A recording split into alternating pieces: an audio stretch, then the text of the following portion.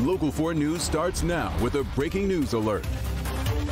President Trump spells out a staunchly nationalist platform as he opens his third address to the United Nations. Wise leader.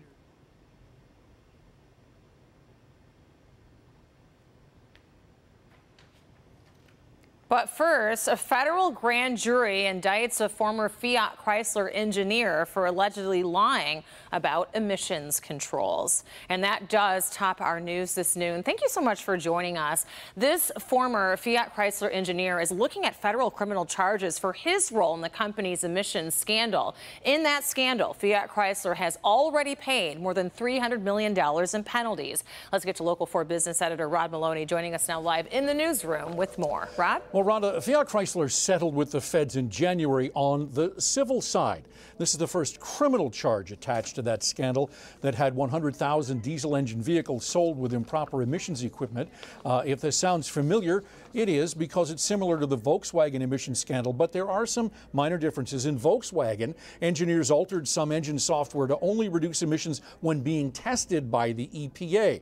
Chrysler has admitted to altering emissions equipment for testing, but they did work at other times. So let's take a look at the charges now as we figure out where we are. They're against engineer Emmanuel Palma. He's charged with conspiracy to defraud the U.S. government, violate the Clean Air Act, wire fraud, making false statements, and aiding and abetting in a conspiracy.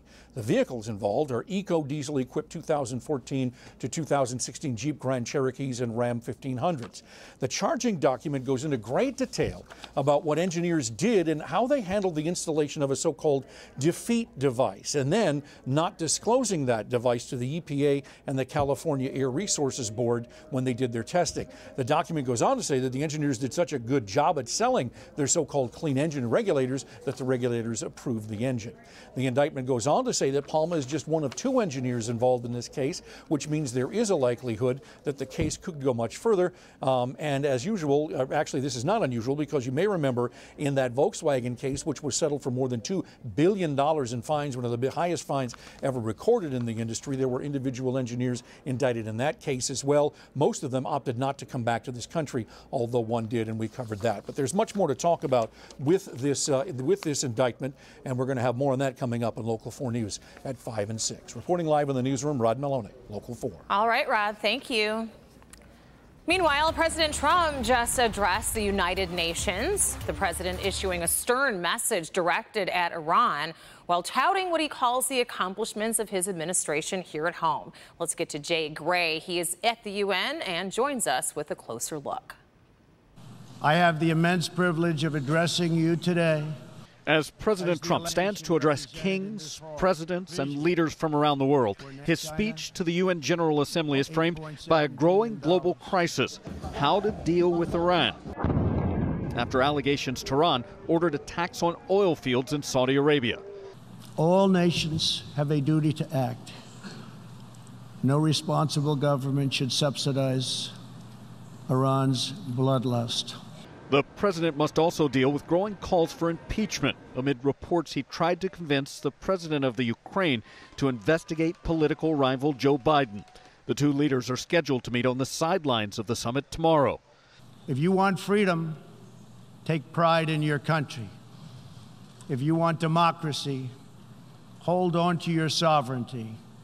Claiming the days of globalism are, quote, over, the president talked about what he calls a national renewal: stronger borders, a growing economy, and an increase in jobs, while urging other nations, specifically China, to come to the table to expand trade agreements.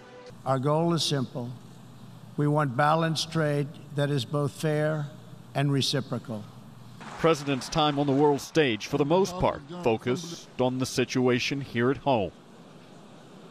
Jay Gray, Local 4.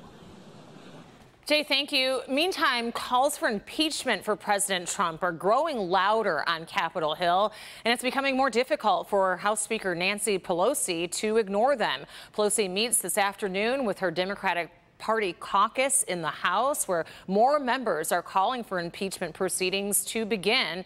As of now, all of the Democrats in the Michigan delegation, along with independent Justin Amash, support impeachment hearings. That mood has been boosted by reports that the president withheld aid money from Ukraine while calling for that country to investigate Joe Biden's son.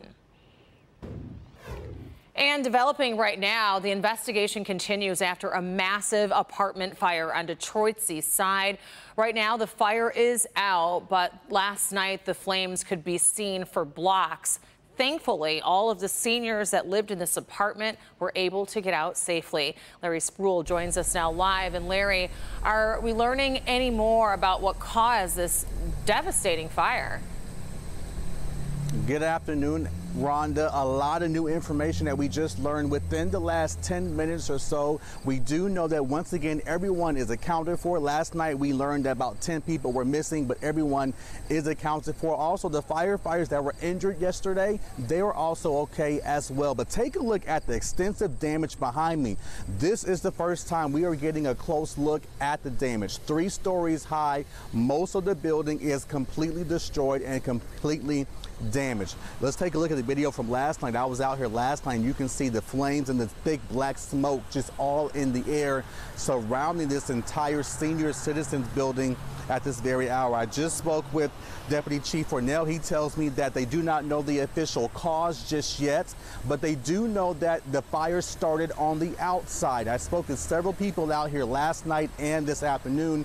They mentioned that they saw chairs on fire on the outside of the building. That fire then spread towards the inside. We also know that the arson team is out here investigating this fire. I spoke with one witness and a fire official. She tells me that she was walking by when she saw the flames. Take a listen to what she has to say.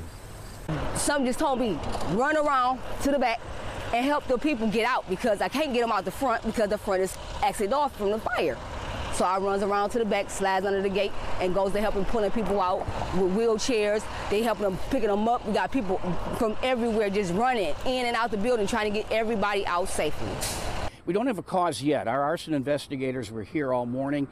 They ran the cadaver dogs through with negative results. So it appears that at this particular point, we don't believe anyone else is still in that building. So that's the good news.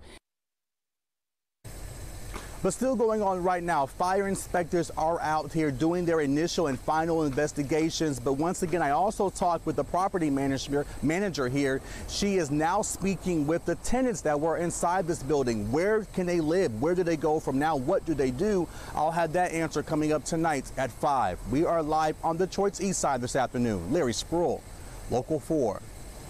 All right, Larry, thank you. We're going to turn our attention now to the weather as we take a live look outside of our sky cam there over the Mount Clemens area, where the skies are blue with a few clouds, Brandon. It looks beautiful out. Yeah, and hard to avoid a couple of clouds, and that's about all we expect. Still in the 60s in areas north of M59, even along and north of I-69, 69 in Lapeer at 63 Sandusky. 10 degrees warmer, Detroit. Monroe, 73 degrees, room temperature in a lot of your towns. So whatever you have planned, doing a little outside yard work today, maybe running errands, no problems here. We have a light west wind compared to yesterday and compared to what we expect to see tomorrow. Calm conditions. 73 now, on our way to 76. Again, a couple of clouds, harmless stuff. Most of the morning clouds have moved on. But Rhonda, I am tracking a little wet weather Wednesday coming up. Brandon, thank you. We'll check in with you shortly. Meanwhile, it is the 9th day in the UAW strike against General Motors. And here's where things stand right now. Talks ended last night, but both sides are meeting again right now. Sources are telling us that good progress is being made. Talks between the two sides center around wages and also profit sharing, but it is certainly becoming vastly different day by day as these workers are not getting paid. So to come, Britain's Supreme Court hands a stunning legal and political setback to Prime Minister Boris Johnson. What happened and how it could impact British politics. But first, searches launched overseas in connection to convicted sex offender Jeffrey Epstein, where police are looking and why there's a possibility that others could be charged.